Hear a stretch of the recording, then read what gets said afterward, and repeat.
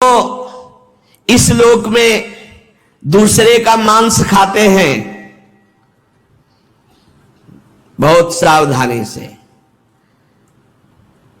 दुर्गति होती, पक्का दुर्गति होती है। मांस खाने वाले ध्यान से सुन ले, पूर्व में जो किसी भी पशु का मांस खाते हैं उनको तो पहले नरक का दंड मिलेगा, फिर वही पशु बनेंगे, वैसे काटे जाएंगे। और जो ज्यादा पशुओं का मांस काट के खाते हैं तो उनके घर में घटना भी हो जाती है, कोई ना कोई विनाशकारी घटना घटेगी।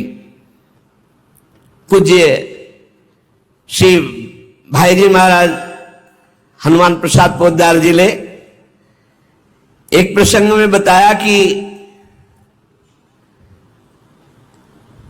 एक परिवार था जो बकरा और मुर्गी इनको घर में लाता और काट करके खाता।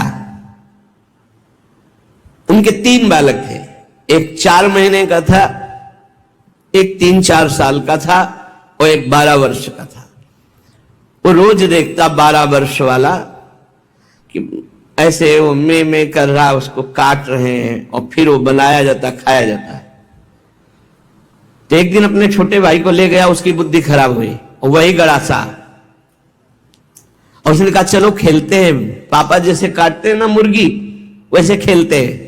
तो छोटा 3-4 साल का था, उसने हाँ छत में ले गया और चढ़ बैठा, जैसे चढ़ के बकरे के ऊपर, मुर्गी के ऊपर, और बस वो काट डाला। और जो काट डाला तो चीख निकली तो वो अपने छोटे बेटे को नहला रही थी जो 4 महीने का, टप में ऐसे खड़ा करके, और वो छोड़ करके भागी ऊपर। तो टप में जितना पानी था वो बच्चा गिर गया, उसकी हिम्मत तो उठने की थी नहीं, वो वहां मर गया। और जब ऊपर गई उसका, अरे दुष्ट तूने काट दिया, तो छलांग मार गया भय से, वो नीचे आके गिर के मरा। पूज्य भाई जी ने तो विस्तृत में लिखा है कि इन मांस खाने वालों के परिवारों का बहुत बुरी तरह नाश होगा, और जब ये मरेंगे तब नरक जाएंगे, और फिर जब जन्मेंगे तब ये फिर वही बकरा बकरी बनेंगे, काटे जाएंगे। होश में रहो, समय आने दो, कर्म अवश्य में भोक्तव्यम, तुम्हें भोगाएगा, रो नहीं पाओगे। एक आगरे से आते थे तो उनका नाम मुश्किल है छोड़ पाना, बड़ी मतलब एक जैसे होता है ना रंगबाजी से, आपका आदेश तो उसी का मुश्किल है छोड़ पाना। तो बढ़िया स्वर्णिम उसकी पट्टे की घड़ी और बढ़िया नक्शे से, हर दांत बता रहे थे कि हर समय पान खाते रहते हैं। 2-3 महीने में जांजरी फिर गई थी। कैसे? कैंसर डॉक्टर ने बता दिया, मुश्किल है अब छोड़ना, शरीर छूटेगा। मर गया, मुश्किल है तो शरीर ही छूट जाएगा। इसका शरीर छूटना तो मुश्किल नहीं है, क्योंकि मरण धर्मा शरीर है। होश में पूरा परिवार नष्ट हो गया। जो यहां दूसरों के मांस को खाते हैं तो बड़े बड़े हाथियों से उनको पहले कुचलाया जाता है, चिरवाया जाता है, फिर कोल्हू में पेरा जाता है। बढ़िया आनंद लो। यहां जो कर रहे हो इसका बहुत लंबा हिसाब होगा। लोग सोचते हैं कि ये गप है, 5 मिनट में हिंसा की आजीवन कारावास, लाखों जुर्माना। तुम्हें यहीं से अनुमान लगा लो, यहां तो बहुत छोटा हिसाब किताब है, वो तो अनंत ब्रह्मांडों का हिसाब किताब है। आप विद्धास्तु यैर्वेदा वन्यास्य हिताग्नि भी ता इमे शैल श्रृंगाग्रात पात्यंदे धा पुनः पुनः। जो अपने पूर्वजों को पिंडदान नहीं देता, हवन नहीं करता, शास्त्र मर्यादा के अनुसार नहीं चलता, जो बिना पाणी ग्रहण किए व्यभिचार करता घूमता रहता है, ऐसों को बड़े बड़े ऊंचे पर्वत से नीचे खोपड़ी के बल फेंका जाता है। और जब नीचे गिरता है तो बड़ी बड़ी विषैली चींटियां चिपक जाती है और काटती है। अब और सावधानी की बात, जो पापी पुरुष के द्वारा दिया हुआ दान लेता है, स्वीकार करता है, पापी होश में ये रुपए की गड्डी नरक पहुंचा देगी, जो पापी पुरुषों द्वारा दिया हुआ दान लेते हैं, चाहे वो यज्ञ कराने के लिए, चाहे वो किसी भी कार्य के लिए, उन मनुष्यों को पत्थर के भवन में छोटे से ऐसे गैसी, बिल्कुल गैस ऐसी जहरीली, उसमें कीड़े की तरह उन्हें बंद कर दिया था, बाहर से कोई वायु नहीं, बंद। अब कितने हजार वर्ष, कितनी घबराहट है। अब सोचो, पत्थर के छोटे छोटे ऐसे भवन, उनमें गैस भरी हुई जहरीली, उसमें बंद कर दिया गया। दशांश लिया जाता धर्मात्मा पुरुष का, दशांश दान है धर्मात्मा पुरुष का, 100 मेहनत से कमाए। अब अगर तुम 10 रुपए दान कर दोगे तो बहुत बड़ी बात हो जाएगी। एक गरीब आदमी बड़ी मेहनत से अपना पेट पालता था, तो एक किसी व्यापारियों के संग में था। तो सब व्यापारी बड़े बड़े अपने अच्छे पदार्थ भोजन के, वो खिचड़ी लाया था घर से, कहीं यात्रा में था, और उसका नाम भोला भी था। भोला किसान आदमी, तो अपनी थाल में रख के पानी भरने के लिए गया, इतने में कुत्ता आ गया। एक कुत्ता खा, वो दूर बैठ गया, कुत्ते को खा दिया। सब व्यापारी उसका मजाक उड़ा रहे थे। फिर अपनी थाल ली, मांझ करके रख दिया, और जो जल था उसी को पी लिया। रास्ते में जा रहे थे, एक भयानक ब्रह्म राक्षस प्रकट हुआ। अलग अलग कोटि के प्रेत भी होते हैं, अब तो सबके होश उड़ गए। भोला एकदम सीधा आदमी था। ब्रह्म राक्षस ने कहा सबको मार देंगे हम व्यापारी। तो भोला ने कहा शुरुआत हमसे करो। तो उनका तुम्हारे ऊपर तो हाथ नहीं उठा सकते। क्यों?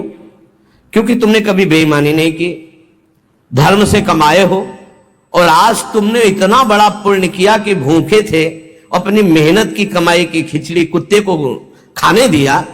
अगर वो पुण्य मुझे दे दो तो मैं ब्रह्म राक्षस योनि से मुक्त हो जाऊं, किसी को नहीं दंड दूंगा। तो उसने कहा कैसे दे दूं? बोले संकल्प करो कि आज की खिचड़ी जो कुत्ते ने पाई उसका जो पुण्य हुआ मैं तुम्हें देता हूं, मैं अभी मुक्त हो जाऊंगा, नहीं सबको मार दूंगा इन व्यापारियों को। धर्म की कमाई का छोटा सा भी दान वो भगवान की भी प्राप्ति करा सकता है।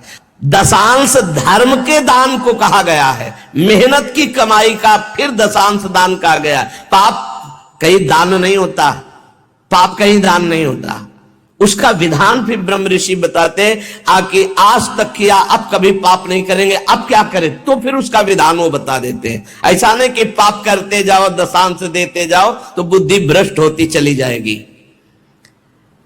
जो ये बहुत बड़ा अपराध है, उपकार करने वाले का अपकार कर देता है। कृतज्ञता, कृतज्ञ होना चाहिए। आपके लिए किसी ने उपकार किया, आपको आपका हित किया, आपके संकट में सहयोग किया, तो जीवन भर वो जब दृष्टि में आ जाए तो थोड़ा कृतज्ञ होना चाहिए। ऐसा नहीं कि उसका अपकार कर दो। जैसे गुरुदेव ने मंत्र दिया, उपासना दी, तुम्हारा उपकार किया। खोटी बुद्धि वाला जो कृतज्ञ नहीं रहता उसको यहां तप्त कुंभ नामक नरक में गिराया जाता है। ये बहुत दुख देने वाला है, ताप ही ताप। और इसमें 80 पत्रवन नरक में जैसे तलवारें हैं, ऐसे किनारे किनारे तलवारें हैं। जिधर ये होता उधर तलवार घुसती, बार बार इसको पीड़ा होती है। फिर उसे अगले कालसूत्र नामक नरक में डाला जाता है। विश्वासघाती, गुरुद्रोही, मित्रद्रोही, इनका उद्धार बहुत मुश्किल होता है। ये यहां नरक में भोग करके भी जब जन्म लेते हैं तो कोढ़ी, दुष्ट स्वभाव वाले, सर्प आदि ऐसी योनियों को प्राप्त होते हैं। यहां जो किसी का सोना चुरा लेते हैं, यहां जो शराब पीते हैं, उन महापापियों को यहां लाया जाता है, और जो शराब पीते हुए गला हुआ लोहा उनको पिलाया जाता है। ए भैया शराबी जो पिए हो तो बंद कर दे आज से, नहीं आगे इंतजाम कुछ और है। हाँ, जलता हुआ लोहा पिघलता हुआ पिलाया जाएगा, मरोगे है नहीं, बहुत होश में। स्वर्ण की चोरी करने वाले को वैसे ही स्वर्णिम आग के ऊपर फेंक दिया जाता है, भुनो सारे।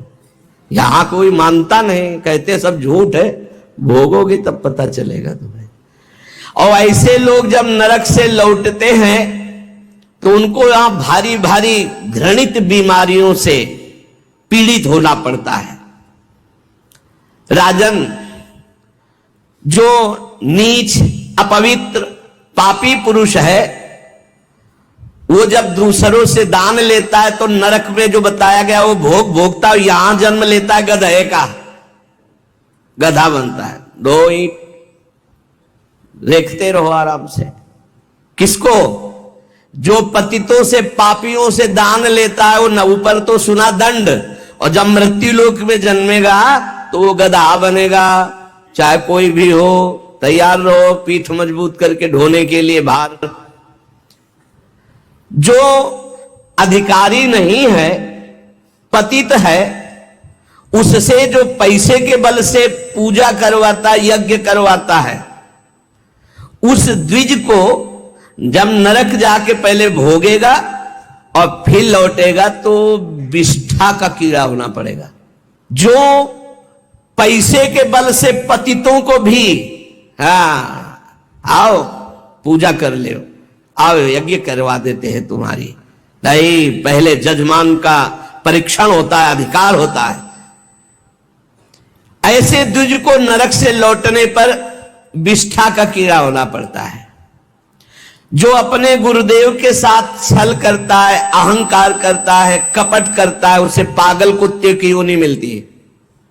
उसे नरक भोगने के बाद पागल कुत्ते की योनि मिलती है।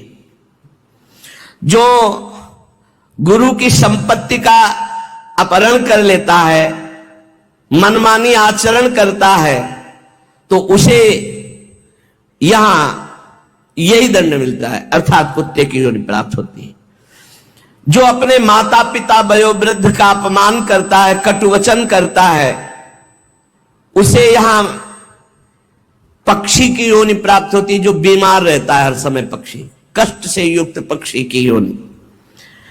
जो अपनी भाई की स्त्री का गलत भाव, तो वो कछुए की योनि प्राप्त होता है, बड़ा कष्ट में जीवन उसका व्यतीत होता है।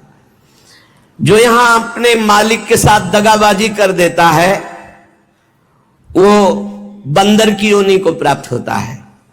जो दूसरे की धरोहर हड़प लेता है तो नरक भोगने के बाद वो नाली में कीड़ा बन करके रेंगता है। जो दूसरों के दोष देखता रहता है, वो नरक भोगने के बाद यहां अंधा पैदा होता है, आंखों से अंधा पैदा होता है। जो अपने मित्र या अपने प्रियजनों के साथ विश्वासघात करता है, वो मछली की योनि हजारों बार जन्म लेता है। जो मनुष्य यहां जौ, तिल, धान, अन्न इसकी चोरी करता है या अनाज के खेतों में आग लगा देता है, वो नरक भोगने के बाद यहां नेवला और चूहे की योनि प्राप्त करता है। जो पराई स्त्री के साथ संभोग करता है, उसको नरक भोगने के बाद यहां भेड़िया बनाया जाता है। जो पराये पुरुष के साथ संभोग करते हैं, वो वहां नरक भोगने के बाद यहां कुतिया की योनि प्राप्त होती है। कुत्ता, सियार, बगुला, गिद्ध, सांप, कौआ, इन योनियों में क्रम से जाता है जो पराई स्त्री और पराय पुरुष के साथ संभोग करता है। इसे मनोरंजन मत समझो, खिलवाड़ मत समझो। जो खोटी बुद्धि वाला पुरुष अपने बड़े भाई की पत्नी, जो मां के समान है, उसके साथ बलात्कार करता है, वो नरक भोगने के बाद कामी, नाना प्रकार से बीमार पशु योनियों को प्राप्त होता है। कई प्रकार के कष्टों से उसका जीवन युक्त है। जो अपने मित्र की पत्नी से विश्वास दिलाकर, मित्र को विश्वास दिलाकर उसकी पत्नी, वो यहां के सुअर पैदा होता है, सुअर बनता है। यज्ञ में, दूसरों को खाने पिलाने में, दूसरों के मंगल विधानों में जो विघ्न डाल देता है, किसी की कन्या का विवाह हो रहा है, कोई यही कहीं यज्ञ हो रहे, कहीं नाम की, उसमें विघ्न डाल देता है, उसको नहीं होने देता है, वो नरक भोगने के बाद फिर यहां आकर विविध कीड़े की योनियों में विविध प्रकार, ये कीड़ा फिर ये कीड़ा फिर ये कीड़ा, ऐसे जन्मता है। जिसने देवता या ब्रह्म ऋषि उनको ये बोल दिया कि मैं ये दूंगा, आपको ये दूंगा, और फिर नहीं दिया, कर्जा है तुम्हारा, ऐसे नहीं बोलना चाहिए, ऐसे नहीं बोलना चाहिए। अयाचक वृत्ति से जो रहते हैं, कभी नहीं महाराज हम आपका ये काम कर दें, आपको ये दे देंगे, आपको एक कर्जा हो गया, अब अगर नहीं दिया तो नरक भोगोगे, और नरक से निकलने के बाद कौआ बनोगे। जो अपने पूजनीयों का अपमान करता है, बड़े भाई का अपमान करता है, वो क्रौंच पंछी के रूप में जन्म लेता है। बहुत सावधान होना चाहिए। जो तुम्हारे साथ उपकार करे उसके साथ तुम्हारा नम्र व्यवहार होना चाहिए। यदि उपकार नहीं किया तो तुम्हें बिच्छू की योनि प्राप्त होगी, बिच्छू बनना पड़ेगा। जो सोए हुए मनुष्य की हत्या कर देता है, शस्त्रहीन है या सोया हुआ है, उसकी हत्या कर देता है, या किसी स्त्री की हत्या कर देता है, या बालक की हत्या कर देता है, वो 1000 बार गधे की और कीड़े की योनियों को प्राप्त होता है, बहुत संभल करके। जो दूसरों के भोजन व्यवस्था को नष्ट कर देता है, उसे मक्खी की योनि प्राप्त होती है। अन्न चुराने वाला बिल्ली की योनि, घृत आदि चुराने वाला चूहे की योनि, जो दूसरे के अर्थ की चोरी करता है सर्प की योनि, दूध वाले पशु या दूध आदि चुराने वाले बगुले की योनि। इसी तरह डांस, चींटी, बिलैया, बहुत सी योनियों की प्राप्ति होती है। हे महाराज, मैं तुम्हें कहां तक बताऊं, ये जितने जीव हैं ये सब नरक से आए हुए हैं। एक मनुष्य योनि भगवान ने कृपा करके दी है, जिससे हम अब भगवान की प्राप्ति कर सकते हैं। जब कोई जैसे कर्म करता है उसको दंड मिलता है। तो सुमति जी ने कहा पूरे जीवन का पता कैसे चलता है, पूरे जीवन का पता कैसे चलता है कि जब से पैदा हुआ तब से मरने तक इसने ये पाप किए, ऐसे ऐसे पाप किए, उसका क्या प्रमाण आपके पास होता है जिससे आप उसको दंड देते हैं? तो उन्होंने कहा कि हमारे यहां एक बहुत बड़े लेखक हैं चित्रगुप्त जी, और सबके यहां विराजमान, सबके पास विराजमान। चित्रगुप्त जी सब रूपों में विराजमान, सबके पास विराजमान, बड़ा भागवतिक सिस्टम है। ये चित्रगुप्त जी बड़े सूक्ष्म हैं, ये पूरी फिल्म तैयार करते हैं, केवल लिखा पढ़ी नहीं, पूरी सीन सहित, किस समय किस, और इनकी प्रतिक्रिया को कोई समझ नहीं सकता। ये दैवी शक्ति है चित्रगुप्त जी, इनका चित्रगुप्त नाम रखा गया है। ये प्राणियों की पूरी सीन तैयार करते हैं, लिखित और सीन। ये आपने ऐसे, जैसे महाराज मांडव्य जी जब सूली की नहीं कटी, आपको कई बार सुनाया है, तो यमराज जी के पास गए और उन्होंने कहा कि हमने कौन सा पाप किया जो आपने हमको ऐसी सजा दी? तो कहा देखो, तो उनको दिखाई देने लगा मानस पटल पर कि उन्होंने तितली की गुदा में बंबूल का कांटा डाल के छोड़ दिया था, तो उनकी गुदा में सूली काट दी गई, निकली नहीं। पूरी सीन सहित चित्रगुप्त को, वहां कोई ये नहीं चलेगा कि एक भी बात का धोखा हो गया। ये निरंतर कर्मों को लिखते रहते हैं और मृत्यु के पश्चात यमराज के सामने प्रस्तुत कर देते हैं। अब वो बही कौन है? जिसमें चित्र सहित लिखा हुआ है, मन, तुम्हारे मन में ही है। ₹1 और आपका उद्देश्य था कि मेरा नाम हो जाए। चित्रगुप्त जी की बही क्या है? तुम्हारा मन, तुम्हारे मन में ही लिखते हैं और कहीं नहीं। उनका कोई अलग रजिस्टर नहीं है, वही मन जो पापाचरण सोचता है, करता है, उसी में लिख रहे हैं वो। बहुत सुंदर बात है। जो भजन करते हुए निकलते हैं ना, बिल्कुल डिलीट हो रहे हैं, इतना भजन करो पूरा खाली कर डालो, जीवन मुक्त हो जाओगे।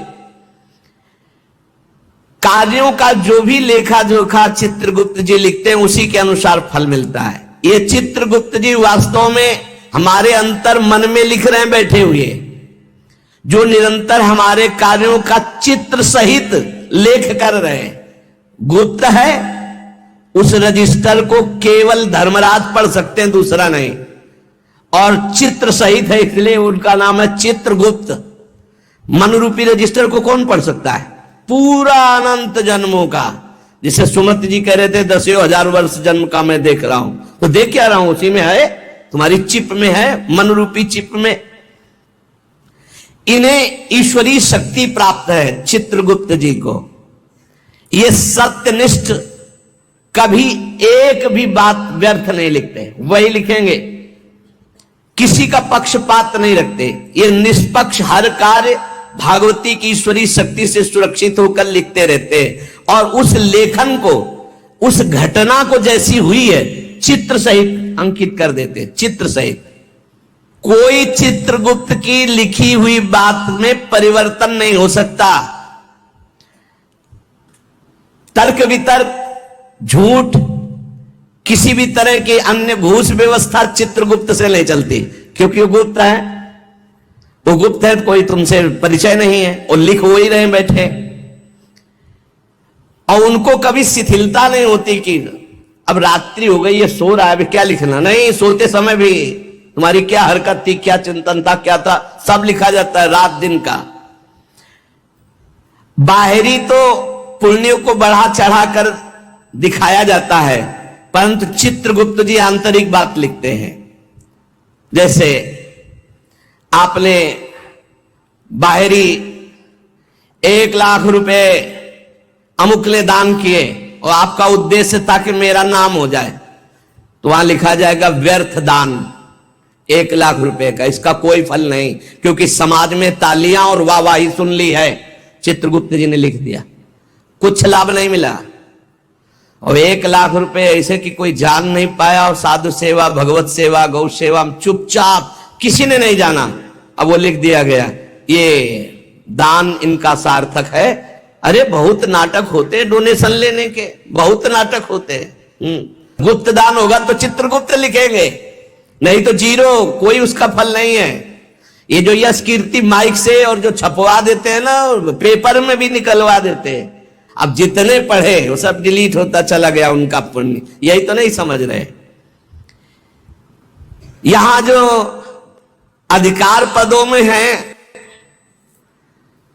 जो घूस लेते हैं, वो सब लिखा जा रहा है। ये न समझो कोई है बड़ा अधिकारी, वो ऐसी जगह गिरा के तुम्हें फंसा देगा कि फिर तुम्हारा अधिकार काम नहीं चलेगा। असंख्य क्रियाओं को 1 सेकंड में लिपिबद्ध चित्र सहित कर देते हैं, इतनी बड़ी सामर्थ्य है। असंख्य क्रियाओं को, असंख्य, कितने जीव हैं, असंख्य क्रियाओं को 1 सेकंड में चित्र सहित लिख देते हैं, पूरी सीन सहित। प्राकृतिक यंत्रों के द्वारा इनकी लेखनी नहीं जानी जा सकती। दिव्य पुरुष जो सिद्ध है, भगवत प्राप्त, वही समझ सकता है। चित्रगुप्त के खींचे हुए चित्र बड़े सूक्ष्म होते हैं, और ये हजारों लाखों जन्मों तक मिटेंगे नहीं, तुम्हारे मन में ही है। चित्रगुप्त के दरबार में स्थूल क्रिया तुम क्या कर रहे हो इसका महत्व नहीं है, भावना को, वो क्रिया कैसी भावना से वो लिखी जाती है। वहां सूक्ष्म भावनाओं से जो संकल्प बना क्रिया का, वो लिखा जाता है। गुप्त मन में एक भाग में ये लिखा पड़ी होती है, एक भाग में क्रिया का संकल्प बनता रहता है। दान, यश, कीर्ति, तपस्या, अगर ये बाहरी दिखावे के लिए है तो जीरो, वहां लिख दिया जाता है। बहुत सावधानी की जरूरत है। परमार्थ भावना से यदि कर रहे हो तो उसका फल मिलेगा, और दिखावा की भावना से कर रहे तो उसका फल नहीं मिलेगा। दिखावे की भावना वाली बात में जीरो लिख देते हैं चित्रगुप्त जी। ये सत्संग है बिल्कुल सुधार के लिए। धर्म प्रचारक स्वार्थ की वासना तो परिणाम जीरो, धर्म प्रचारक परमार्थ की भावना तो नंबर मिलेगा। किसी को सहयोग देना और अपनी धन्यवाद कहलाने के लिए नंबर 0, सहयोग करना उसका मंगल हो नंबर आ जाएगा। संसार में बाह्य रूप रेखा का मूल्यांकन संसार करता, चित्रगुप्त नहीं। चित्रगुप्त जी देखते हैं कि ये जो दान किया ये अपनी चर्चा चाहता है, ये धर्मध्वजी है, ये अंदर धर्म नहीं है, तत्काल लिख दिया इसका दान व्यर्थ, इसकी कार्यप्रणाली व्यर्थ, क्योंकि इसका चिंतन प्रचार प्रसार जो भी हुआ उसमें यश कीर्ति था। अंदर के भाव को देखते हैं। केवल गुप्त विचार को चित्रगुप्त ही जानते हैं और वही उसको लिख देते हैं। भावनाओं के पीछे तुम्हारी क्रिया होती, पहले भावना, उसी भावनाओं को चित्रगुप्त लिखते हैं। एक गरीब आदमी ने बड़ी मेहनत से कमाकर बहुत दैन्य होकर के 10 रुपए दान किए। उस 10 रुपए के दान के बराबर धनी आदमी का 10 करोड़ रुपया भी नहीं होगा, लेकिन वो गरीब आदमी जो सकुचा करके मुझ गरीब के पास गया और 1 रुपया 10 रुपया दिया। इसीलिए हमने देखा बड़े संतों को कि अगर किसान और गरीब आदमी 100 200 500 भी चाहते लाओ लाओ, और बड़े प्यार से ले लिया, और वहीं 18-20 लाख MLA दे रहे थे तो उनको जाओ नहीं। ऐसे हमने देखा, बड़े गुरुजनों को देखा जो पूर्व में संन्यास मार्ग में थे। क्यों? क्योंकि वो मेहनत से कमाया हुआ, दैन्य होकर के खून पसीने की कमाई वो दे रहा, वो भजन करवाएगा। बहुत सावधानी की। चित्रगुप्त जी दिव्य दृष्टि संपन्न है, वो सबकी सूक्ष्म गुप्त मानसिक, वहीं से सारी क्रियाएं होती हैं, संकल्प से वो सब लिखते रहते हैं। अतः मनुष्य जन्म मिला है, सब प्रकार के बाहरी बनावटों से बचकर सच्चे मार्ग से चलकर भगवान की प्राप्ति इसी जन्म में की जाए। पूज्य भाई जी महाराज ने कहा प्रारब्ध बदल नहीं सकता। ये लोगों का प्रश्न रहता है कि ये भजन करने वाले साधु महात्मा या धर्म से चलने वाले इतना कष्ट क्यों पाते हैं? तो उनका संचित कर्म भस्म हो जाएगा, क्रियमाण निष्फल हो जाएगा, अकर्म हो जाएगा, लेकिन प्रारब्ध उनको भी भोगना पड़ेगा। प्रारब्ध ना तो किसी संकल्प विकल्प अनुष्ठान से काटा जा सकता, उसको भोग के ही काटा जा सकता है। प्रारब्ध का विनाश नहीं हो सकता। प्रारब्ध ना काटा जा सकता है ना बदला जा सकता, प्रारब्ध केवल भोगा जा सकता है। बहुत ध्यान से सुनना। परंतु यदि अधिक भजन हो जाए प्रारब्ध से, प्रारब्ध है मानो 50 और भजन हो गया 100, तो नवीन प्रारब्ध की रचना हो जाएगी तुम्हारा कि अब इस जन्म में तुम्हारा कल्याण हो जाएगा, तुम आगे सुख प्राप्त करोगे, तुम उत्तम लोगों को जाओगे, लेकिन पूर्व प्रारब्ध तुम्हें भोगना पड़ेगा। और अगर इतना भजन हो जाए कि पूर्व प्रारब्ध को मिटा दे तो फिर भजन का मतलब क्या रहा? प्रारब्ध मिटा दिया, शरीर छूटा, लाभ तो मिला नहीं। इसलिए भजनानंदी कभी अपने प्रारब्ध को नहीं मिटाते, प्रारब्ध को भोग लेते हैं और भजन के बल से भगवान को प्राप्त होते हैं। प्रारब्ध में जैसे लिखा हुआ है कि तुम्हारे संतान नहीं होगी और आपने पुत्रेष्टि यज्ञ करवा दी, बहुत उत्तम आचार्य के द्वारा, मंत्रों के द्वारा, और सिद्ध आपकी यज्ञ हो गई, तो नवीन प्रारब्ध की रचना हो जाएगी। प्रारब्ध में लिखा पुत्र नहीं होगा लेकिन पुत्र हो जाएगा। लेकिन प्रारब्ध में लिखा है कि तुम्हें कुष्ठ भोगना पड़ेगा, तो इसके लिए नहीं, इसको तो भोगना ही पड़ेगा। कुछ प्रारब्ध ऐसे है, जैसे आपका प्रारब्ध बहुत बुरा भोगने का है और कोई ऋषि मुनि संत महात्मा आप पर प्रसन्न हो गया, तो नवीन प्रारब्ध की सुख संपादन की व्यवस्था हो जाएगी।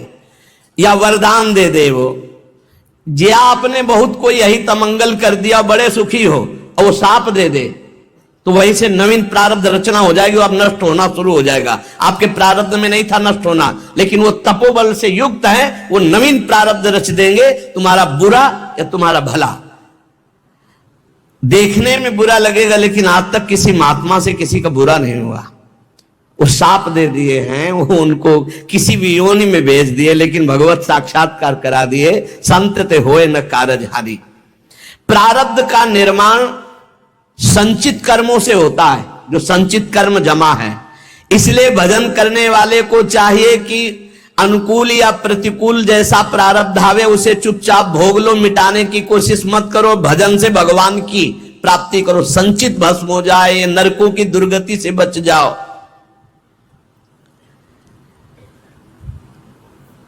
भगवान के मार्ग में चलने से संपूर्ण पाप और नारकी गतियां